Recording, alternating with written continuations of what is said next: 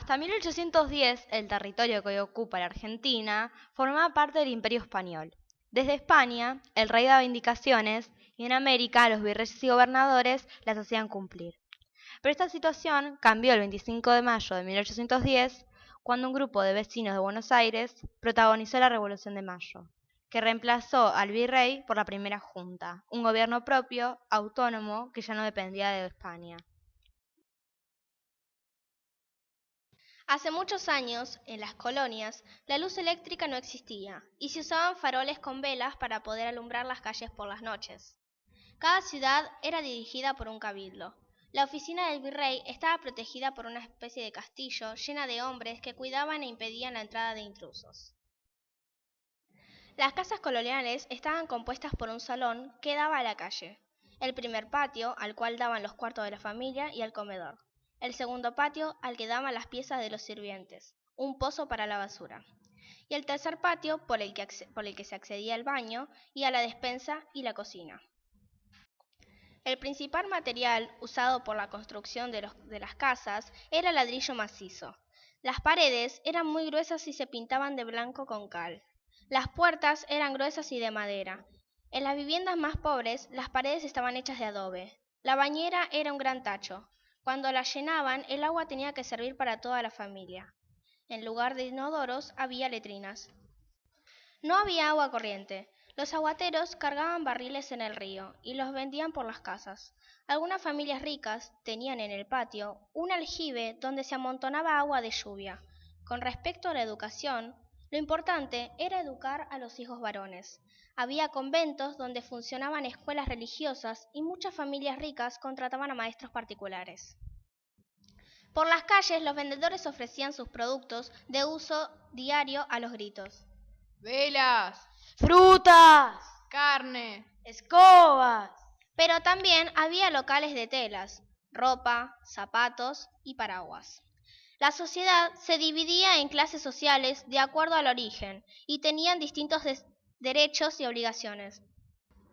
Era muy desigual. Los españoles eran los más beneficiados. Había recibido como premio por vivir en la colonia tierras y esclavos.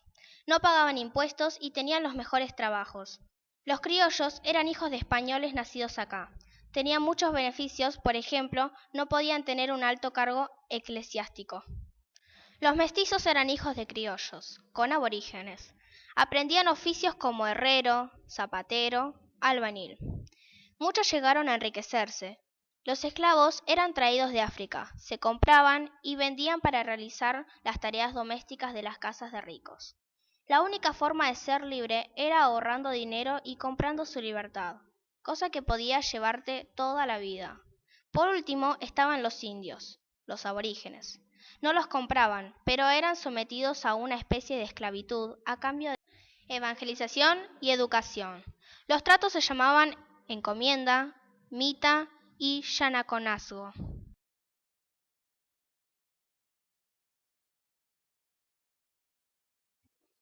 Guerras por la independencia. Se sucedieron varios años de luchas que enfrentaron a los revolucionarios con los realistas, los españoles. Mientras la guerra continuaba, se reunió en Tucumán un congreso, el que asistieron representantes de las provincias que querían separarse de España. Se eligió Tucumán para evitar posibles problemas que pudieron surgir si esa reunión se hacía en Buenos Aires. Era un lugar neutral en el centro del territorio.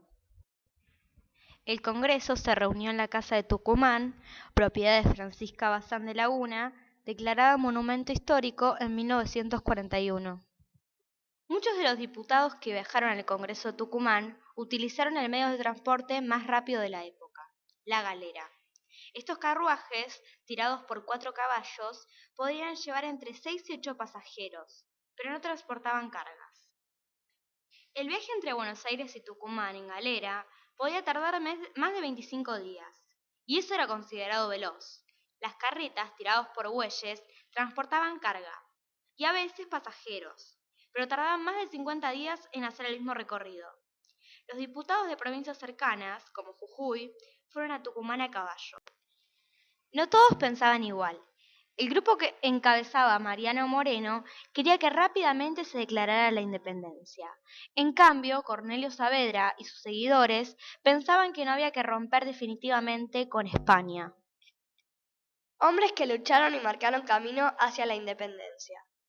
Manuel Belgrano fue secretario de la primera Junta de Gobierno. Ideó la bandera que identificaría a sus tropas, que después sería la de la Argentina. Condujo los ejércitos enviados al Paraguay y al Tucumán. Ganó y perdió batallas, pero siempre fue fiel a sus ideales.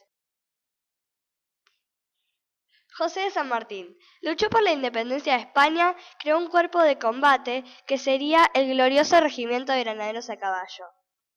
Su objetivo era liberar a América del Sur del dominio español. Venció a los realistas que avanzaban desde Montevideo, tomó el mando del Ejército del Norte, declaró la independencia de Chile y Perú. El 9 de julio de 1816 se declaró la independencia de las Provincias Unidas del Río de la Plata. Y así no finalizó la historia. Hubo que afrontar las consecuencias de tanto tiempo de lucha, costos humanos, económicos y cambios demográficos. Comenzó un largo período en el que se produjeron discusiones sobre cómo debía organizarse el país. Más tarde dejó de existir un gobierno central para todo el territorio y cada provincia proclamó su autonomía. Para llegar a 1819 y sancionar la Constitución Nacional que nos organizó como país, nuestro país, Argentina.